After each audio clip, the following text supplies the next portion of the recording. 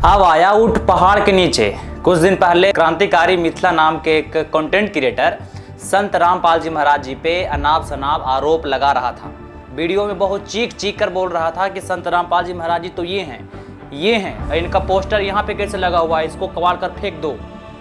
लेकिन जब इस महाशय को पता चला कि 11 साल के बाद संत रामपाल जी महाराज जी की जमानत हो गई है, तब इसकी आवाज़ में बेचैनी देखिए, वो डर देखिए।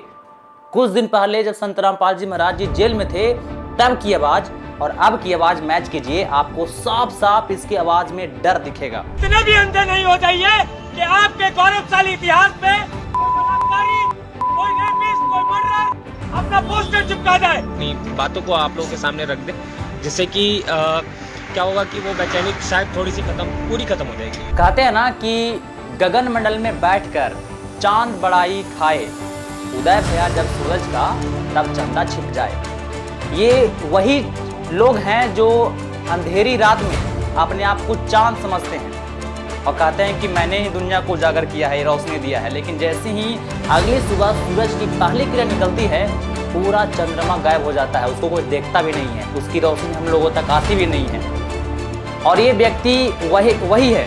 और इसके जैसे न जाने बहुत सारे ऐसे लोग हैं जो संत रामपाल जी महाराज जी पे कई तरह की बातें बना रहे थे। लेकिन जब कोर्ट ने एकदम साफ तरीके से बता दिया कि इनके ऊपर कोई आरोप साबित हुआ ही नहीं है, देशद्रोह का केस चल रहा है। आप सोचिए कि जो व्यक्ति समाज की भलाई के लिए काम करता हो, जो दूसरों की भलाई के लिए सोचता हो, उस पर देशद्रोह का केस कैसे लग सकता है? कुछ दिन बाद ये भी झूठा साबित हो जाएगा। संत रामपाल जी महाराज जी ने आते ही सबसे पहले और सबसे बड़ा संदेश अपने भक्तों को दिया कि ना हमें किसी से लड़ना है और ना ही किसी से डरना है।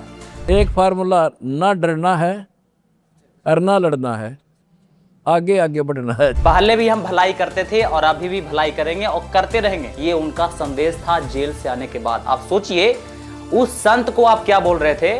उस संत को आप रेपिस्ट बोल रहे थे, आप बलात्कारी बोल रहे थे, पता नहीं क्या क्या बोल रहे थे। आपको तो शर्म आनी चाहिए। और अभी जो डर है, ये डर दिखना चाहिए। तो अगर आपको डर है कि संत रामपाल जी महाराज जी के अनुयायी हमारे ऊपर केस कर देंगे, मैंने जो गलत बयान दिया, तो संत रामपाल जी महाराज जी के अनुयायी का दिल बहुत बड़ा है।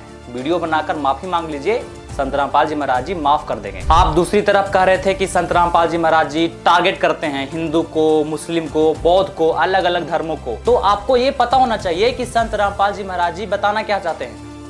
मैं ये तो कह सकता हूँ कि आपने उनकी पुस्तकों को नहीं पढ़ा होगा, आपने उनके सत्संगों को नहीं सुना होगा। जिस दिन आप सुनोगे, समझोगे और आपका दिमाग खुलेगा, आप ऐसा बोल ही नहीं सकते हो। देश के अलग अलग कोनों से उनके ऊपर एफआईआर हुआ है इस पुस्तक के लिए। इसके लिए भी हुआ है कि वो हिंदू देवी देवताओं को गलत बोलते हैं। लेकिन कोर्ट ने साफ साफ कहा है कि ये जो लिखा हुआ है तो प्रमाण के साथ लिखा हुआ है। आप अपने पुलिस बुक को मिलाओ, उसमें जो लिखा हुआ वही तो प्रमाण लिखा हुआ है। तो आप अगर ऐसा बोल रहे हो तो आप समझने की कोशिश करो। संत रामपाल जी महाराज जी ने किसी भी धर्म को बुरा और भला नहीं कहा है, बस उन्होंने कहा है कि पूरा का पूरा जो धर्म है ये एक ही पिता के संतान है, सारे बच्चे हैं, सब बट गए हैं। बस हमें उस परमात्मा की पहचान करनी है। परमात्मा कौन है, भक्ति क्या है और कैसे उसको प्राप्त कर सकते हैं, बस सारे धर्मों से निकालकर संत रामपाल जी महाराज जी ये बता रहे हैं। इसलिए मैं आपसे कह रहा हूं कि कानून पे भरोसा रखो। पता नहीं आपको कौन डरा रहा है या आपको अपने ही बयान पे डर लग रहा है कि संत रामपाल जी महाराज जी के अब शिष्य क्या करेंगे, तो आप भरोसा रखिए। जिस तरह से संत रामपाल जी महाराज जी ने करौथा कांड में भरोसा रखा, बरवाला कांड में भरोसा रखा और उनको हमेशा न्याय ही मिला है, जिस तरह से उनके संगत और संत रामपाल जी महाराज जी भरोसा करते हैं कोर्ट पे, आप भी भरोसा करो। आपको डरने की जरूरत नहीं है। अगर आपने गलती की है तो माफी मांग लीजिए पब्लिकली आकर के, आपको कोई नहीं कुछ बोलेगा। और इनके जैसे तमाम जितने भी लोग हैं जो संत रामपाल जी महाराज जी को अभी भी बुरा और भला बोला करते थे, उनको मैं एक संदेश देना चाहता हूं कि अभी भी अपनी आंखें खोल लीजिए और संत रामपाल जी महाराज जी को समझने की कोशिश कीजिए। जिन लोगों ने संत रामपाल जी महाराज जी को समझा, या करौथा कांड हो या बरवाला कांड हो या बरवाला कांड के बाद संत रामपाल जी महाराज जी जेल में हो, संगत उनसे जुड़ी रही जिन्होंने उनको समझा, तो आपको क्या लगता है कि संगत ऐसे ही 4 गुना और 5 गुना हो गया? आपको क्या लगता है कि ये एक आश्रम जो बरवाला बंद हुआ था, उसके बंद होने के बाद इतना सारा आश्रम ऐसे ही खुल गया?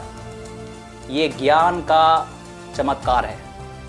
ये ओरिजिनल ज्ञान का चमत्कार है। अगर उनका पास ज्ञान नहीं होता, नॉलेज नहीं होता, तो आज वो भी आसाराम और राम रहीम की तरह मिट्टी में मिल गए होते।